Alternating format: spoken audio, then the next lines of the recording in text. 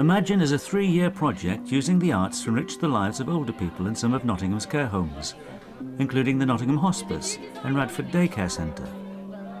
It aims to better involve them in the wider community and helps and supports them to connect with people of all ages. This programme is one of 4 nationally to be awarded money from Arts Council England and the Baring Foundation's Arts and Older People in Care Fund.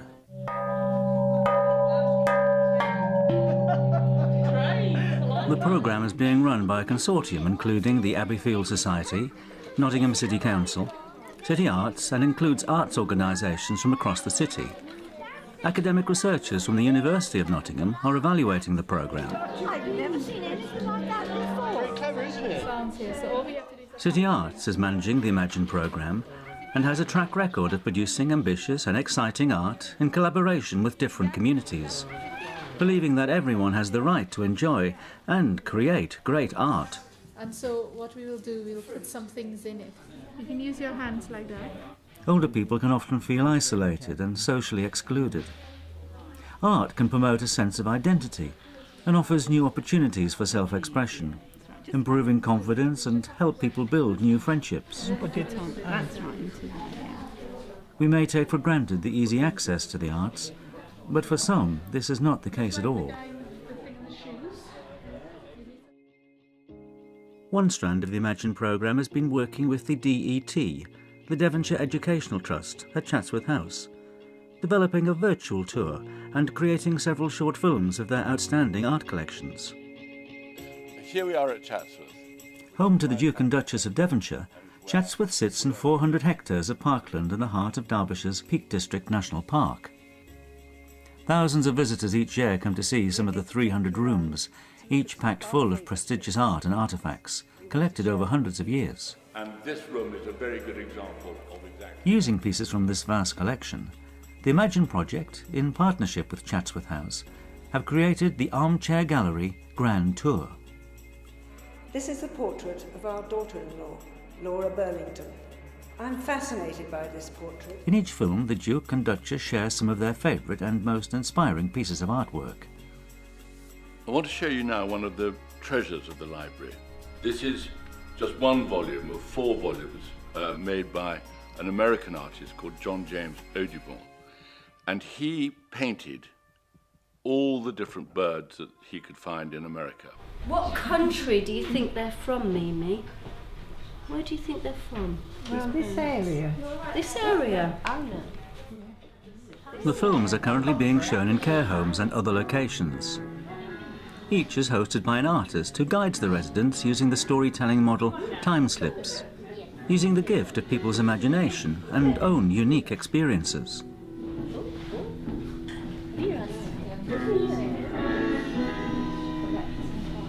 Very elegant, that purple and pink.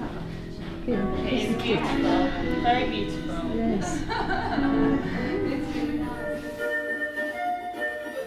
That's it, now like that. Vera. Ready? These short films are being used in a number of different ways, depending on the skills of the artist leading the session. Today we're working with Lucian Freud's amazing portraits that are at the Chatsworth House. So these portraits, to us, they are really important because they portray my immediate family so brilliantly. The one of my mother particularly, called Portrait of a Woman in a White Shirt, is not as sad as it sometimes looks when you first see it. And the thing that most interested me about them, and I really wanted us to kind of explore, was this idea of kind of the plasticity of skin. So I think a lot of his paintings almost look like the skin is stretched. And to really observe kind of the colours within that skin. We've got all this colour, this meaty colour of the greys and the pinks and the oranges, all those hues, but there's the touch of the skin as well. I think he captures so well. He does this in his wonderful paintwork. It's really kind of stripped, isn't it? Like you can imagine him using a palette to really stretch the paint across. I was interested in how if we were physically moulding out plasticine and stretching it, we could recreate this idea of Looking like in the picture, she's looking like that. the skin across. And what happens when pulling the skin. you take them off and they It's get not mixed hitting, up it's together? to me, What it's more happens then? Spoil her face altogether. It creates quite a nice effect though, where you see the colours mixing. Because at some points the skin becomes, there's a transparency to it and a translucency as well as this range of colour. So the idea that we could pull kind of plasticine across with our hands and create this movement within the skin that kind of replicates the feel of the paint.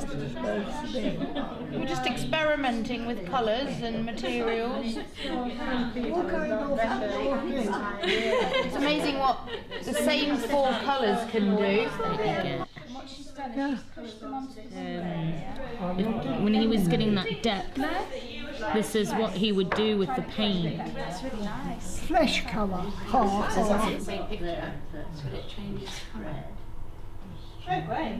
Yeah, I think the best thing to do is an idea of drawing, but kind of drawing with light, but taking away. For me, there's something really sculptural about the way Freud kind of paints. I was interested in the way that light hits each part of the face and the body, and his flesh that becomes quite sculptural. So I thought to draw in quite a sculptural way would be interesting. So in this way of drawing, we start to bring the light out, like it's kind of almost like we're carving into. So rather than adding, we're taking away with just an eraser. Have you seen this? We're just starting to take out the main areas where the light hits just with the eraser. So when we draw, it's normally an additive process. So we add things. We add charcoal or, pencil or whatever it is. But with this process, we're taking away. And then once you've taken out the main areas, I would normally spend obviously a lot longer on this. That's very interesting. Yeah. What's supposed to be me? It's supposed to be, yeah. I think after a while we might get there. But drawing each other, yeah, I think we should give it a go, see what we end up with. So as we take away elements, this is the light, and through that the form emerges.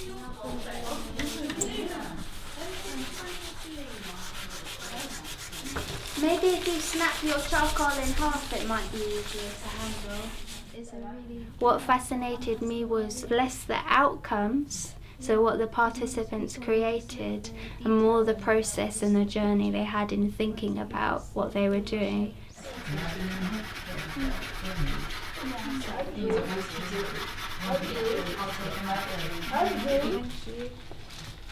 Who's your subject, Barbara? Who's your subject? Ah, Charlie. Fantastic. Okay. She's not very flattered. No, it's you've really taken the light out well here. Light's hitting her cheek here as well, and around here. Do you see where the light's hitting her cheek there? So maybe take that out. I'm afraid it's not much like you, Charlie. Really great. Got a little bit of you in it, do you think? Not quite.